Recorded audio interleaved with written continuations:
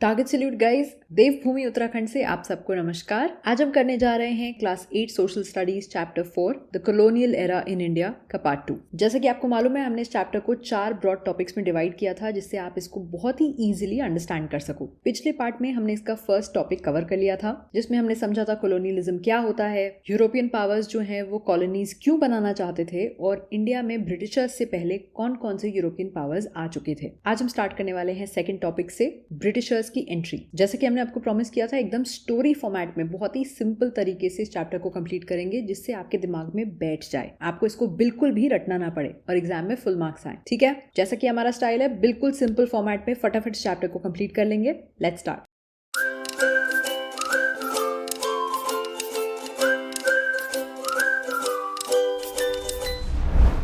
तो अब हम बात करते हैं कि ब्रिटिशर्स जो हैं वो इंडिया में कॉलोनाइजर्स बनके कैसे आए। ब्रिटिशर्स को हमने बाकी यूरोपियन पावर्स से सेपरेटली इसलिए पढ़ा है क्योंकि ब्रिटिशर्स ने इंडियन सबकॉन्टिनेंट पे नियरली 2 सेंचुरीज मतलब 200 साल तक राज किया। ये लोग आए थे ट्रेडर्स बनके, इन्होंने एक ट्रेडिंग कंपनी इंडिया में सेटअप करी और ग्रेजुअली ये पॉलिटिक्स में घुस गए और फिर पूरे कंट्री का पॉलिटिकल कंट्रोल अपने हाथ में ले लिया। इनफैक्ट पूरी वर्ल्ड की हिस्ट्री का ये सबसे रिमार्केबल एग्जाम्पल है कि कैसे ब्रिटिशर्स ने एक ट्रेडिंग कंपनी को अपनी सबसे बड़ी और सबसे इंपॉर्टेंट कॉलोनी में कन्वर्ट कर लिया। यूजुअली क्या होता था कि कॉलोनियल पावर्स जहां पे भी जाते थे, स्पेशली ब्रिटिशर्स, वहां पे फटाफट मिलिट्री कॉन्क्वेस्ट करके वहां का टेक ओवर कर लेते थे। लेकिन इंडिया के केस में ये काफी अलग हुआ। इंडिया के केस में इन लोगों ने ग्रेजुअली धीरे धीरे बहुत ही कैलकुलेटेड वे में, बहुत सोच समझ के, चालबाजी करके, स्ट्रैटेजी लगा के तब इंडिया को टेक ओवर किया, क्योंकि इतना आसान नहीं था। उन्होंने हमें दिखाया कि वो कमर्शियल पर्पस के लिए आए इंडिया और अपने मिलिट्री इन्वेजन और पॉलिटिकल जो भी इनकी विशेष थी उसको छुपा के रखा। इन्होंने एस्टैब्लिश करी इंग्लिश ईस्ट इंडिया कंपनी। तो ये जो ब्रिटिश ईस्ट इंडिया कंपनी थी, इनको इंडिया में कमर्शियल एक्टिविटी करने का जो पावर है वो क्वीन एलिजाबेथ द फर्स्ट ने दिया एक रॉयल चार्टर के थ्रू, जिसमें इनके पास स्पेशल पावर था अपनी प्राइवेट आर्मी रखने का। आप सोच रहे होगे क्वीन का यहाँ पे क्या लेना देना। यहाँ पे इंपॉर्टेंस होती है स्टोरी की। जब आप इसको स्टोरी की तरह समझते हो तो आप हर एक छोटी डिटेल को ढंग से समझ पाओगे। उस समय को इमेजिन करो, उस समय सिर्फ किंग्स और क्वींस थे, है ना, आज की जैसी कंट्रीज नहीं थी। तो क्वीन जो थी, क्वीन के पास अपनी आर्मी थी। अब ये जो ट्रेडिंग कंपनी है, ईस्ट इंडिया ट्रेडिंग कंपनी, ये यहाँ पे अपनी आर्मी रखना चाहते थे, लेकिन ये थे तो ब्रिटिशर्स ही। तो अब अगर ये आर्मी रखेंगे बिना क्वीन से परमिशन लिए तो कहीं ना कहीं क्वीन को लगेगा कि उनको खतरा है। भाई, जब क्वीन की आर्मी है तो क्वीन के जो सिटीजन्स हैं वो अपनी आर्मी क्यों बना रहे हैं। इसलिए उन्होंने क्वीन से परमिशन ली। क्वीन ने एक रॉयल चार्टर के थ्रू इनको परमिशन दिया, मतलब एक डिक्लेरेशन के थ्रू इनको परमिशन दिया कि ये कुछ स्पेशल पावर्स रख सकते हैं, कर सकते हैं, जिसमें से एक पावर था अपनी प्राइवेट आर्मी मेंटेन करना। क्वीन ने ऐसा क्यों किया? क्योंकि उनको मालूम था कि ये दूसरे देश जाके ऐसी जो कंपनीज हैं वो वहां से वेल्थ लूट के ला रही हैं, जिससे क्वीन और ब्रिटेन का भला हो रहा है। तो दोनों का फायदा था। तो अगेन कुछ भी रटना नहीं है, बहुत सिंपली समझना है। हर चीज का एक रीजन है। That is why history is a part of our lives. तो जी 100 बात की एक बात ये थी कि जो ट्रेडिंग कंपनीज आई इंडिया में, इनके जो एजेंट्स थे, इन्होंने प्रिटेंड किया कि ये सिर्फ ट्रेडर हैं। तो यहाँ के जो किंग्स थे, यहाँ के जो लोग थे, उनको भी लगा कि चलो कोई बात नहीं, ये ट्रेडर्स हैं, ट्रेड करने आए हैं। और इंडिया के पास वैसे भी ट्रेडिंग हिस्ट्री का इतना एक्सपीरियंस था कि इंडिया के लिए ट्रेड करना नॉर्मल बात थी। हम अच्छा खासा ट्रेड करते ही थे। तो इन ब्रिटिशर्स को ट्रेडर बनने के नाटक से बहुत आसानी से इंडिया के जो कोस्ट हैं उनका एक्सेस मिल गया। सूरत, मद्रास, बॉम्बे, कैलकाटा, इन सब पे फटाफट ब्रिटिशर्स ने अपने ट्रेडिंग पोस्ट बना लिए। लोकल रूलर्स को इससे कोई प्रॉब्लम नहीं थी क्योंकि उनको तो फॉरेन ट्रेड अच्छा लगता था। फॉरेन ट्रेड से ही तो उनकी किंगडम्स में पैसा आता था, उनके लिए कोई नई बात नहीं थी। तो अब ये ट्रेडर बनने का नाटक करते हुए कंपनी के जो ईस्ट इंडिया कंपनी के लोग हैं, इन्होंने क्या किया, इन्होंने लोकल रूलर से पॉलिटिकल रिलेशनशिप बनाने स्टार्ट कर दिए। काफी बार उनको मिलिट्री सपोर्ट ऑफर किया कि आपके जो दुश्मन किंग है उनके अगेंस्ट लड़ाई होगी तो हम आपको सपोर्ट करेंगे। और इस तरह से धीरे धीरे वो इंडिया की पॉलिटिकल सिनेरियो में घुसने लग गए और ग्रेजुअली इन्वेडर्स नहीं बने, वो कुछ इन्वेड नहीं कर रहे थे, पावर ब्रोकर्स बन गए। इसका मतलब लोग, रूलर्स ऐसा मानने लग गए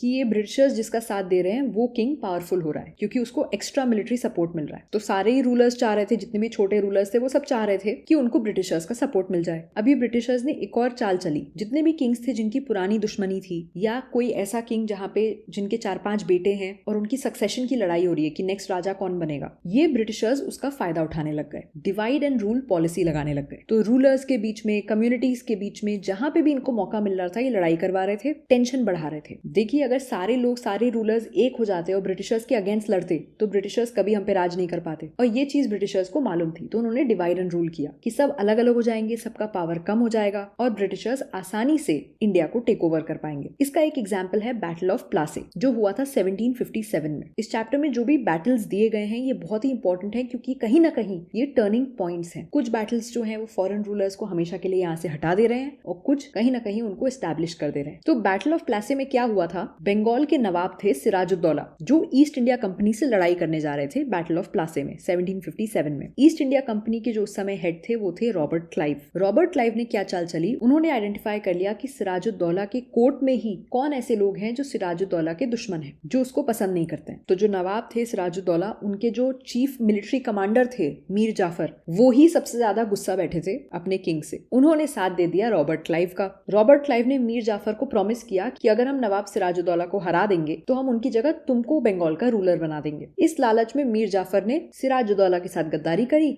और रॉबर्ट क्लाइव का साथ दे दिया। जो बैटल हुआ, जो वॉर हुआ, वो हुआ एक जगह थी पलाशी, जिसको ब्रिटिशर्स बोलते थे प्लासे, जो प्रेजेंट डे कोलकाता से 150 किलोमीटर दूर है। सिराजुद्दौला को भी हेल्प मिल रही थी, कुछ फ्रेंच फोर्सेस जो हैं वो सिराजुद्दौला की हेल्प कर रहे थे। लेकिन जब आपका मिलिट्री कमांडर ही गद्दार निकले, आपकी खुद की फोर्सेस ही गद्दारी कर देंगी, तो आप वॉर कैसे जीतोगे। सिराजुद्दौला की मैक्सिमम आर्मी जो थी वो मीर जाफर के अंडर में थी। जब ब्रिटिशर्स अटैक करने लग गए तो मीर जाफर वाली जितनी आर्मी थी वो सब साइड में खड़े हो गए और ब्रिटिशर्स काफी कम सोल्जर्स थे, लेकिन फिर भी वो जीत गए क्योंकि उन्होंने इस तरह की चाल चली। तो इसलिए आज भी मीर जाफर का जो नाम है ये गद्दारी में सबसे पहले लिया जाता है। तो इस एग्जाम्पल से आपको समझ में आ रहा है कि ईस्ट इंडिया कंपनी ने क्या किया, उन्होंने अपनी पोजीशन ऐसे बना ली जैसे कि वो किंग मेकर है, वो जिसको चाहे राजा बना सकते हैं। और इसी इमेज की वजह से उन्होंने धीरे धीरे बड़े बड़े एरियाज पे कंट्रोल पाना स्टार्ट कर दिया। तो इस तरह से क्या हुआ, बहुत सारे किंगडम्स जो थे वो ब्रिटिशर्स से दोस्ती करने लग गए और उन्होंने ब्रिटिशर्स के साथ पैक्ट बना लिया कि ठीक है, राजा तो हम ही रहेंगे, रूलर हम रहेंगे, लेकिन हम ब्रिटिशर्स का प्रोटेक्शन एक्सेप्ट करते हैं। तो ऐसे जितने भी किंगडम्स थे उनको कहा जाने लग गया प्रिंसली स्टेट। तो इंडिया के कॉन्टेक्स्ट में प्रिंसली स्टेट का मतलब हुआ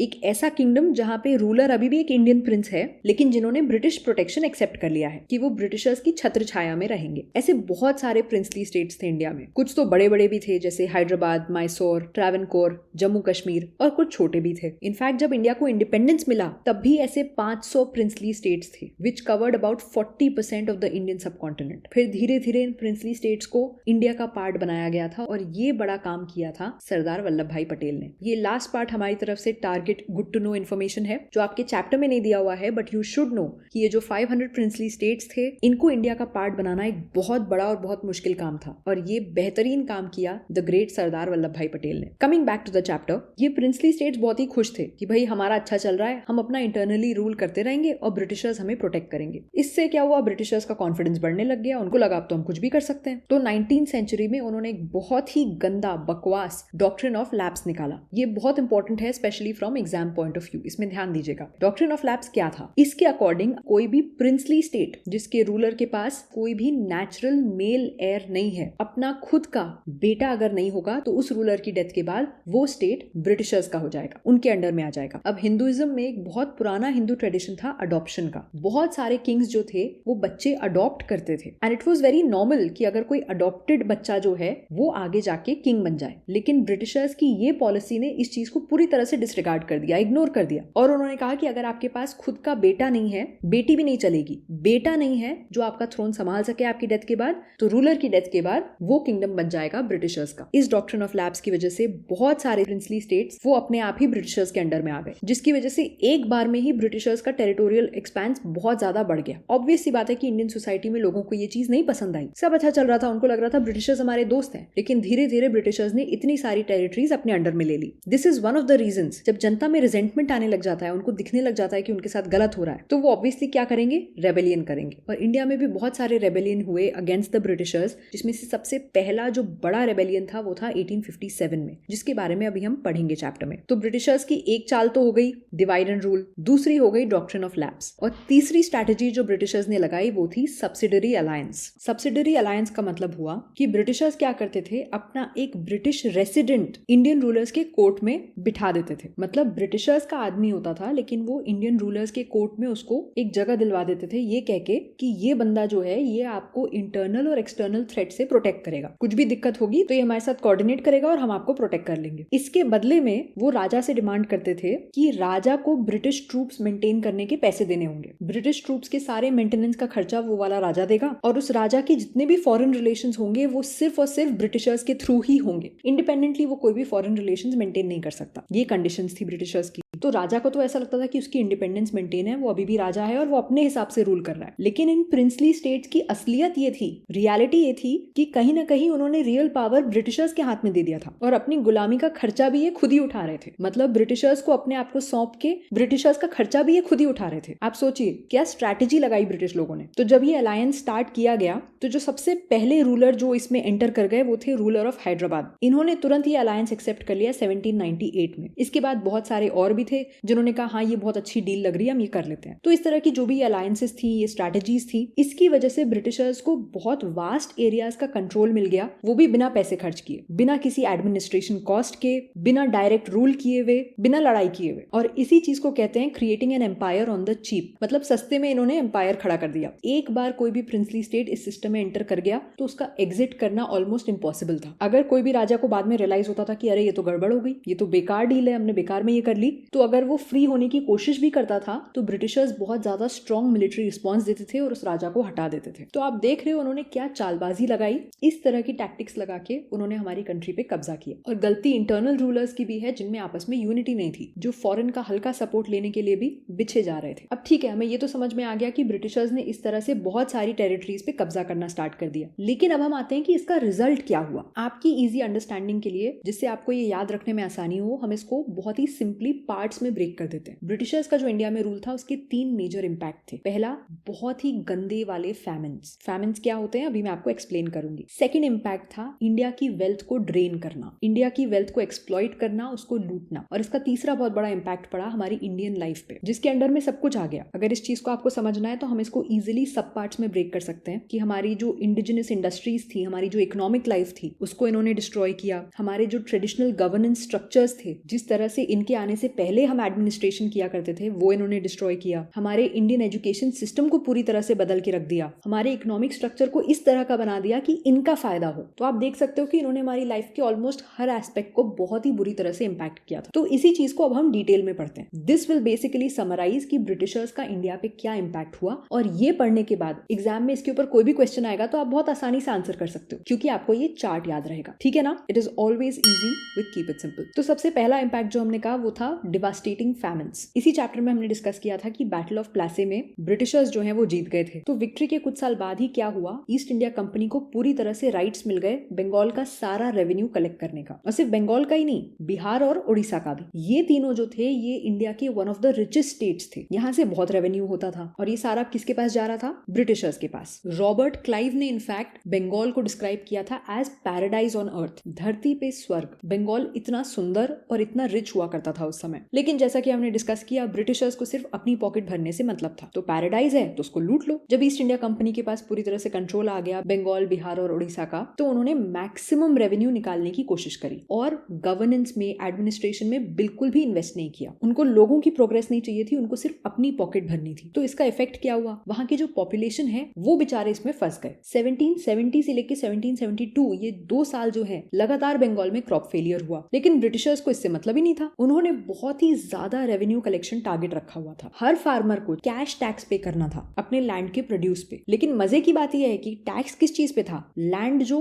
क्रॉप्स प्रोड्यूस करेगा उसके ऊपर। लेकिन ब्रिटिशर्स को इस बात से मतलब ही नहीं था कि क्रॉप प्रोड्यूस हो रहा है कि नहीं हो रहा है, हार्वेस्ट हुआ कि नहीं हुआ। They don't care. उनको टैक्स चाहिए मतलब चाहिए। अब अगर क्रॉप फेलियर हो गया तो बेचारा फार्मर जो है वो टैक्स कहां से लाएगा? लेकिन the east India company did not care about that. उन्होंने बहुत हाई टैक्सेस डिमांड किए, जिसकी वजह से बहुत ही गंदे कैटास्ट्रोफिक फैमिन्स आए बंगाल में, जिसने 10 मिलियन लोगों को मार दिया, which was about 1/3 of the population of Bengal. और बात यहाँ नहीं खत्म हुई, उनको इससे शांति नहीं मिली। जब फैमिन चल रहा था, क्रॉप फेलियर हो रहा था, तब ब्रिटिशर्स ने एक्चुअली टैक्स बढ़ा दिया। तो आप सोच सकते हो उनको कोई भी अटैचमेंट नहीं था इंडिया से। उनको कोई फर्क नहीं पड़ता था कि लोग मर रहे हैं, उनकी क्या कंडीशन हो रही है। उनको बस इंडिया एक पैसे कमाने की मशीन लग रहा था। इनफैक्ट ब्रिटिश ऑफिशियल्स और वहीं के पब्लिक इंटेलेक्चुअल्स के ऐसे वर्ड्स हैं जो इन बातों को एक्सेप्ट करते हैं। फॉर एग्जाम्पल, इस इंसिडेंट के ऑलमोस्ट 100 साल बाद W हंटर, जो एक ब्रिटिश ऑफिशियल थे, उनके वर्ड्स हैं कि while the country every year became a total waste, the English government constantly demanded an increased land tax. All through the stifling summer of 1770, the people went on dying. The farmers sold their cattle, they sold their implements of agriculture, they devoured their seed grain, they sold their sons and daughters, till at length no buyer of children could be found. They ate the leaves of trees and the grass of the field. Day and night, a torrent of famished and disease-stricken wretches poured into the great cities.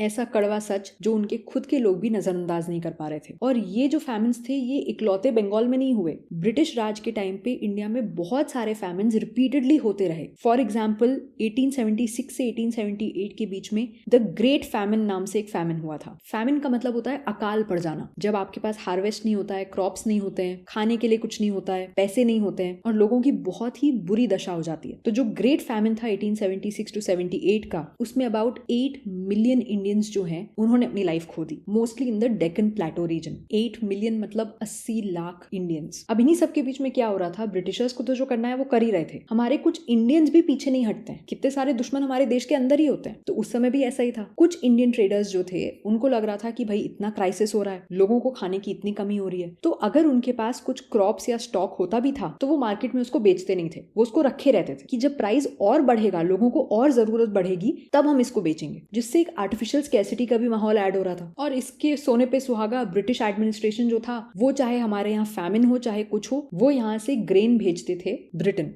1 million ton of rice. हमारे यहाँ famine चल रहा था 3 साल, और उन तीनों साल उन्होंने इंडिया से 1 मिलियन टन्स ऑफ राइस भेजा है फ्रॉम इंडिया टू ब्रिटेन। सोचिए अगर वो खाना यहाँ से एक्सपोर्ट नहीं किया गया होता तो हमारे यहाँ के लोगों का पेट भर जाता, उनको खाना मिलता और वो मरने से बच जाते। लेकिन ब्रिटिशर्स को तो सस्ते में खाना मिल रहा था, उनकी कंट्री में प्रॉस्पेरिटी हो रही थी, हमारे एक्सपेंस पे। खाना उगाया हमने, सब कुछ हमने किया, और हमारी ही पॉपुलेशन को खाना नहीं मिल रहा था। ये बहुत ही ग्रेव सिचुएशन है। हम हिस्ट्री को एग्जाम पर्पज से पढ़ लेते हैं, लेकिन जब आप रियलिटी समझते हो तो पहली चीज आपको रटना नहीं पड़ता और आपको समझ में आता है कि उस समय क्या हुआ था and how that has shaped our reality. इन फैक्टर्स के अलावा एक और चीज थी जो प्रॉब्लम क्रिएट कर रही थी। जब ब्रिटिशर्स देख रहे थे कि इतना सारा प्रॉब्लम हो रहा है, उसके बाद भी उन्होंने एक ऐसी इकोनॉमिक पॉलिसी बनाई जिसमें वो प्रमोट कर रहे थे फ्री मार्केट, जिसमें ऐसी एसेंशियल चीजों के प्राइसेस भी फ्लक्चुएट कर सकते थे, जिसको जितने में मनाए उतने में सामान बेचो। तो इससे क्या हो रहा था, जो फैमिन है, जो अकाल पड़ा है, वो और भी ज्यादा सिवियर हो जा रहा था। 1876 से 78 का जो टाइम था, जो ग्रेट फैमिन का टाइम था, उस समय इंडिया के वाइसरॉय थे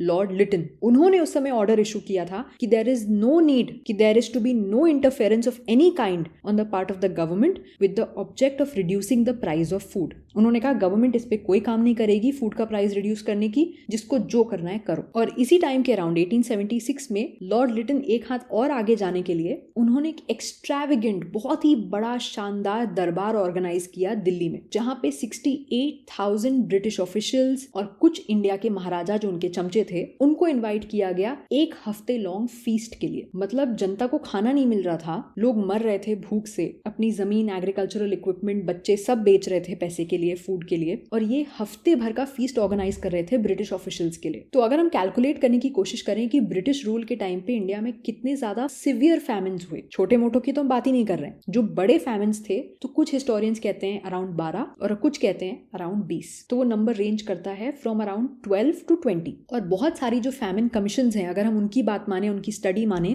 तो उन्होंने एस्टिमेट किया है कि इन सारे फैमिन्स में जितने भी ह्यूमन विक्टिम्स, जो इंडियन लोग थे जो मरे, हम ह्यूमन विक्टिम्स इसलिए कह रहे हैं क्योंकि बहुत सारे कैटल और दूसरे एनिमल्स भी मरे थे। जब इंसानों को खाना नहीं मिल रहा था तो वो अपने पेट्स को, अपने कैटल को खाना कहां से देते, तो बहुत सारी एनिमल डेथ्स भी हुई थी। लेकिन अगर हम उनकी बात ना करें, सिर्फ ह्यूमन डेथ्स की बात करें, तो around 50 to 100 million Indians in सारे फैमिन्स में मरे थे। This is the same number of deaths जो वर्ल्ड वॉर 2 के टाइम पे हुए थे। तो वहां तो वो जो कंट्रीज वर्ल्ड वॉर 2 लड़ रही थी, वो तो अपनी मर्जी से वॉर लड़ने गई थी, तब वहां उतनी सारी डेथ हो रही थी। हमारे यहाँ तो बिना बात के कोई बाहर से आया, हम पे रूल करने लग गया और हमारे यहाँ इतने सारे लोगों को मार दिया। लेकिन बात यहाँ खत्म नहीं होती, ब्रिटिशर्स को अपनी इमेज का भी ध्यान रखना था भाई। तो ब्रिटिश एडमिनिस्ट्रेशन ने क्या किया, उन्होंने दिखावे के लिए कुछ फैमिन रिलीफ कैंप्स ओपन किए कुछ सिटीज में। ऐसे कैंप जो कह रहे थे कि हम आपको फैमिन से, अकाल से रिलीफ देंगे। लेकिन पहली बात तो कैंप्स ही बहुत कम खोले और उनके पास भी ज्यादा कुछ सामान था नहीं। कुछ ब्रिटिश ऑफिशियल्स का तो ये मानना था कि जानबूझ के फैमिन रिलीफ का जो सामान है उसको कम ही रखो, ज्यादा रिलीफ मत प्रोवाइड करो। अब इसके पीछे का रीजन क्या था? फैमिन कमीशन 1878 से 80 के बीच में एक फैमिन कमीशन सेटअप किया गया था, जिसके वर्ड्स हैं, the doctrine that in time of famine the poor are entitled to demand relief would probably lead to the doctrine that they are entitled to such relief at all times. कि अगर हमने अभी अकाल के time पे इनको खाना दे दिया तो क्या पता फ्यूचर में ये इंडियंस एक्सपेक्ट करें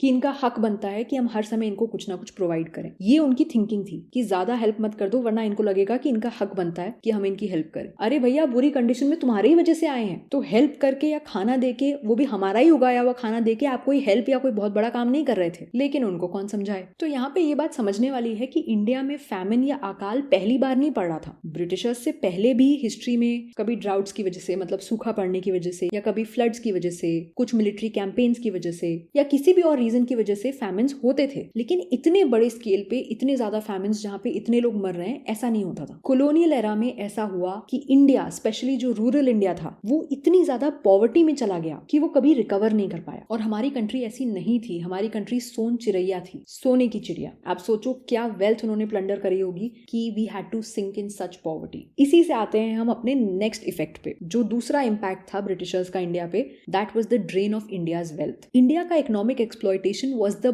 base, the foundation of British colonial policy. उनकी पॉलिसी का सबसे बड़ा फंडा, मेन फंडा यही था, इंडिया को लूटो, जितना हो सके यहां से कमा लो। इनफैक्ट 1895 में एक यूएस के हिस्टोरियन और पॉलिटिकल साइंटिस्ट थे, ब्रुक्स एडम, जिन्होंने ये बात कही कि very soon after the battle of Plassey the Bengal plunder began to arrive in London. जो भी बंगाल से इन्होंने सामान लूटा था वो सब लंदन पहुंचने लग गया। And the effect appears to have been instantaneous, for all authorities agree that the industrial revolution began with the year 1760। तो बेसिकली जो भी ये इंडिया से लूट के ले जा रहे थे, वहां ब्रिटेन में जो भी इंडस्ट्रियल रेवोल्यूशन हो रहा था वो हमारे पैसे पे हो रहा था। और ब्रुक्स एडम्स ये बात मानते हैं कि possibly since the world began no investment has ever yielded the profit reaped from the Indian plunder. मतलब आज तक वर्ल्ड में कभी किसी इन्वेस्टमेंट का ऐसा रिटर्न नहीं मिला जैसे ब्रिटिशर्स को इंडिया को लूट के मिला। इंडिया को लूटने के बाद ब्रिटेन की जो प्रोग्रेस हुई है, ऐसा रिटर्न ऑन इन्वेस्टमेंट, ऐसा प्रोग्रेस पूरे वर्ल्ड की किसी कंट्री ने आज तक नहीं देखा। तो दूसरी कंट्री के हिस्टोरियंस भी ये बात नोट कर रहे थे। एक दूसरे यूएस के हिस्टोरियन थे विल ड्यूरेंट, उन्होंने भी ये बात बोली कि ब्रिटेन की इंडस्ट्रियल रेवोल्यूशन में जो कुछ भी पॉसिबल हो पाया, that was at least partly funded by the stolen wealth from India. क्योंकि ये हमने उनको दिया नहीं, उन्होंने हमसे छीना, उन्होंने हमसे चोरी किया। अब ये सब तो वो है जो फॉरेनर्स बोल रहे थे, लेकिन कुछ हमारे इंडियन स्कॉलर्स भी थे। दादा भाई नावरोजी इंडिया के एक रिस्पेक्टेड पॉलिटिकल फिगर थे और उन्होंने 1901 में एक बुक लिखी, poverty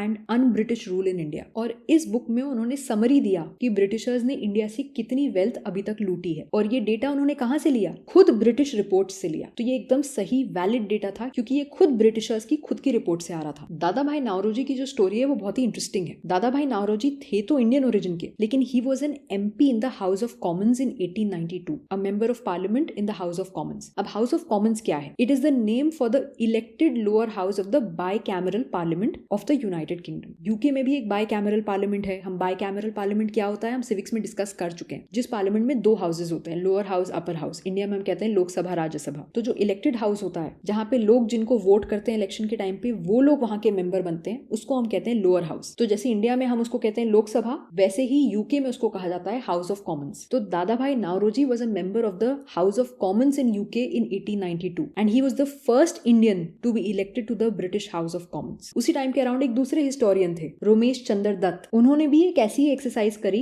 in his book economic history of India. ये सारी स्टडीज दिखाती हैं कि कॉलोनाइजर्स ने इंडिया से बिलियंस ऑफ पाउंड्स चोरी किए। अगर हम रीसेंट एस्टिमेट्स की बात माने, उत्साह पटनायक जो एक इंडियन इकोनॉमिस्ट हैं, उन्होंने रिसेंटली एस्टिमेट किया था कि 1765 से लेके 1938 के बीच में इंडिया से 45 ट्रिलियन US$ आज की वैल्यू में चोरी किए गए थे, which is 13 times the GDP of entire Britain in 2023। Britain की 2023 की GDP से 13 गुना उन लोगों ने उन सालों में हमसे लूटा। आज भी उनकी GDP की उतनी वैल्यू नहीं है जितना वो हमसे लूट के ले गए। और ये सिर्फ उन्होंने हमसे टैक्सेस से नहीं लूटा, बट उन्होंने जो भी काम किया, चाहे वो रेलवे बनवाना हो, टेलीग्राफ नेटवर्क बनवाना हो, जिन चीजों से बाय द वे उनका फायदा हो रहा था, रेलवे और टेलीग्राफ नेटवर्क उन्होंने हमारे लिए नहीं बनवाया, अपने पर्पसेस के लिए बनवाया, और वो भी हमारे पैसों से। तो चाहे वो रेलवे बनवाना हो, टेलीग्राफ नेटवर्क बनवाना हो, या फिर इवन जो वॉर्स लड़ रहा था ब्रिटेन इंडिया से बाहर, उन सारे की फंडिंग जो है वो इंडियन पॉपुलेशन ने करी थी। अगर ये वेल्थ इंडिया में ही रहती और इंडिया में ही इन्वेस्ट होती तो इंडिपेंडेंस के टाइम पे और आज भी इंडिया एक बहुत ही डिफरेंट कंट्री होती। आपको ये बात समझनी होगी, आप लोग देश का फ्यूचर हो, कि ये पास्ट की बातें नहीं है, ये हमारी रियलिटी है। जो बेस हमारे पूर्वजों ने हमारे लिए बनाया था, किसी ने हमारे घर में घुस के उसे लूटा, और ये एक बहुत बड़ी बात है। और जो फ्रीडम फाइटर्स थे जिन्होंने अपनी जान लगा दी हमें हमारा स्वराज्य वापस दिलाने में, उन्होंने एक्चुअली बहुत बड़ा काम किया। They are not just part of history books, their work should really be appreciated.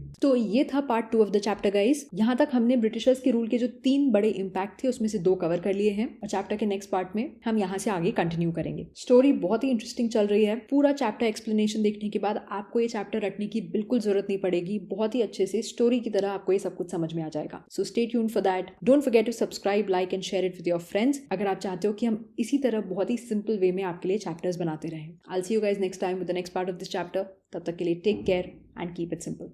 Bye bye.